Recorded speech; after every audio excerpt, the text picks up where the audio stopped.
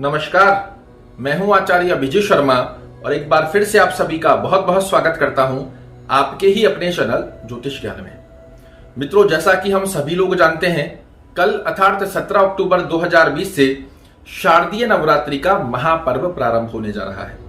ऐसे में मां जगदंबा के भक्त यथा ज्ञान यथा उपलब्ध सामग्री द्वारा मां जगदंबा को प्रसन्न करने का प्रयास करते हैं ताकि मां जगदंबा का आशीर्वाद पूर्ण वर्ष हमारे ऊपर बना रहे।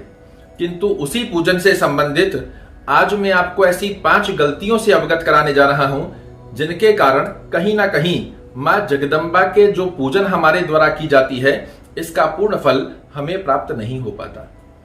आप सभी लोग जानते हैं, मां जगदंबा का पूजन में नियमबद्धता सबसे ज्यादा अधिक महत्वपूर्ण होती है। इसे शास्त्रों में बताया गया है।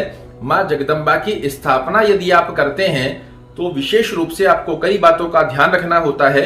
उन्हीं बातों को लेकर आज आपके सामने प्रस्तुत हुआ हूं और निश्चित रूप से यदि आपने इस वीडियो को पूरा देखा, मां जगदंबा का इस वर्ष जो शारदीय नवरात्रि में आपके द्वारा पूजन किया जाएगा, इसका 100% परिणाम आपके सामने अवश्य निकल कर आएगा।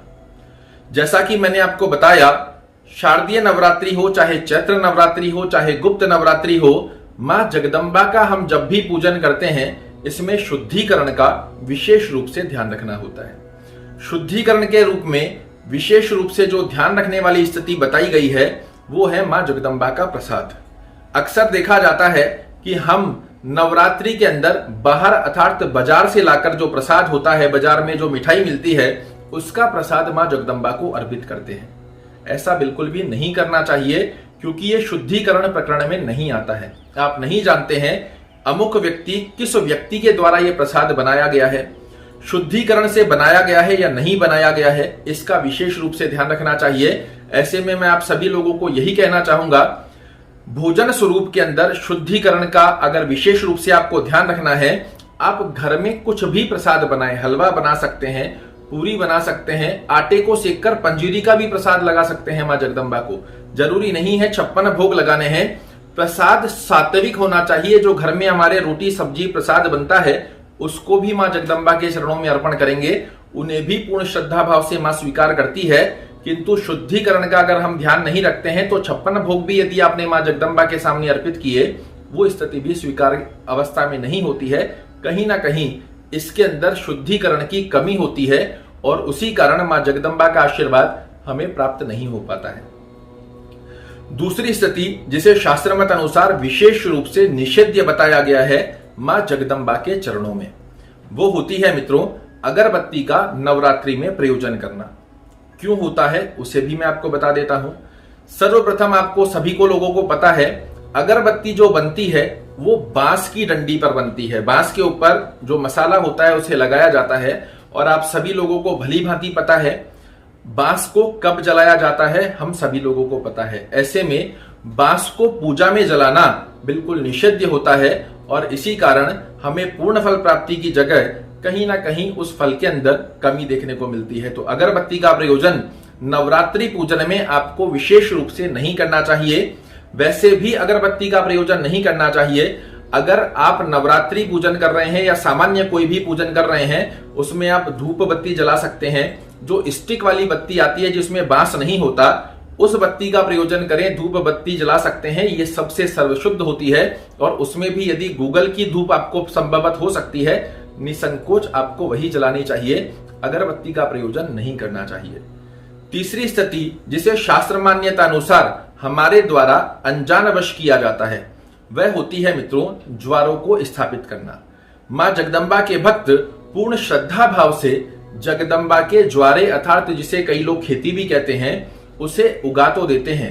किंतु आप सभी लोगों को याद होगा, हमारे जो पूर्वज थे, दादा दादी थे, परदादा दादी थे, ये हर वर्ष नवरात्रे के अंदर खेती जैसी हमारे घर में उगती थी, उसे देखकर आगामी वर्ष का निर्णय किया करते थे कि अगर खेती अच्छी नहीं उगी है तो कहीं ना कहीं कुछ समस्या हमारे सामने आने वाली है।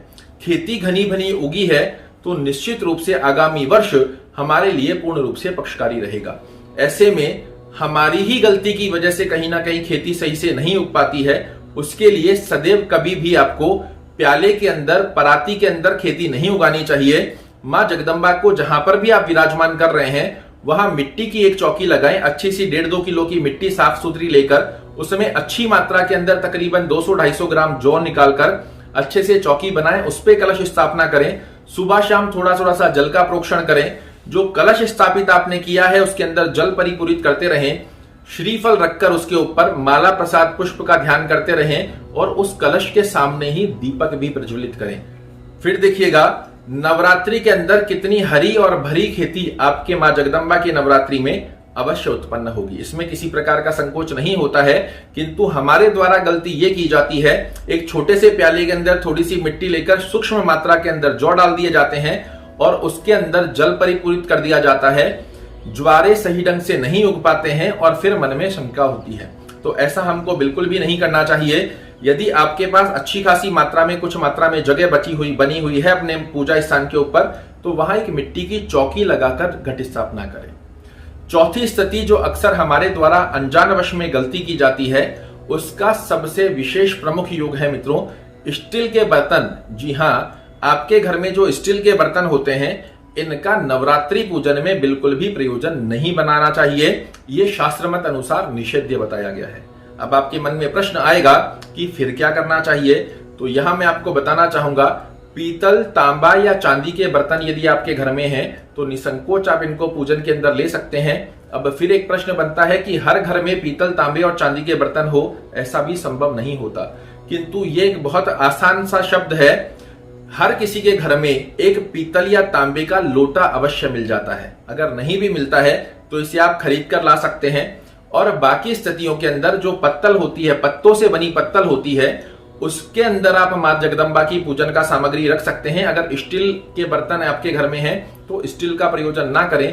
पीतल, तांबे की, कांसी की, चांदी की ऐसी अगर थाली है निसंकोच आप उसमें कर सकते हैं। अन्यथा जो रास्ते बाजार के अंदर बहुत आसानी से पत्ते वाली जो पत्तल मिल जाती है उनको कुछ मात्रा के अंदर घर में लेके आए, उसमें मां जगदंबा की पूजन सामग्री रखें और जो जल का पात्र है तांबे या पीतल का हो उससे जगदंबा का पूजन करें। 100% जगदंबा की पूजन का श्रेष्ठ फल हमें प्राप्त होता है। पांचवी स्थिति जो हमारे लिए बहुत ही महत्वपूर्ण होती है वो होती है मित्रों, जब भी आप घर के अंदर जगदंबा का पूजन करते हैं या नहीं भी कर रहे हैं, ज्वारे नहीं भी उगा रहे हैं, तो भी हमारे द्वारा जगदंबा की महाकाली, महालक्ष्मी, महासरस्वती, त्रिगुणात्म शक्ति का, राजराजेश्वरी का एक उत्सव है, ये एक पर्व है। ऐसे समय में जगदंबा को यदि हम ध्यान करते हैं नित्य सायंकालीन समय में घर के सभी सदस्य लोग मिलकर, और यदि आप जगदंबा का आरती का क्रम बनाते हैं, आप देखिएगा महाकाली आपको पूर्ण रूप से रक्षा कवच प्रदान करती है, महालक्ष्मी घर में अंधन के भंडार भरती है और मां सरस्वती हमारे घर में रहने वाले जातकों के जीवन में सद्ज्ञान, सद्विवेक और सदाचार उत्पन्न करती है। यहां जो गलती हम करते हैं वो मैं आपको बता दूं, अक्सर हमारे घर में देखा जाता है कि यदि हमने घट स्थापना कर दी तो पहले दिन और आखिरी दिन पूजन कर लेते हैं। जो लोग नहीं करते हैं घट स्थापना वो कहते हैं हमने की ही नहीं है तो जगदंबा की पूजन की आरती की भी आवश्यकता नहीं है। मैं आपसे यही कहना चाहूंगा, कुछ भी मत कीजिए, सिर्फ नवरात्रि काल में घर के सभी सदस्य मिलकर सायंकालीन समय में मां जगदंबा की आरती कीजिए। देखिए घर में कितनी अच्छी और पॉजिटिव ऊर्जा आपके घर में बनती है।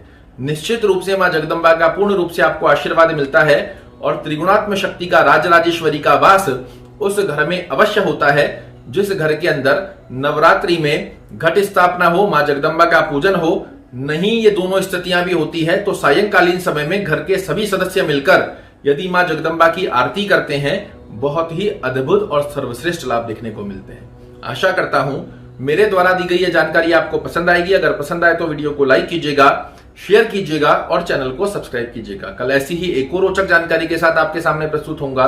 तब तक के लिए जय माता दी।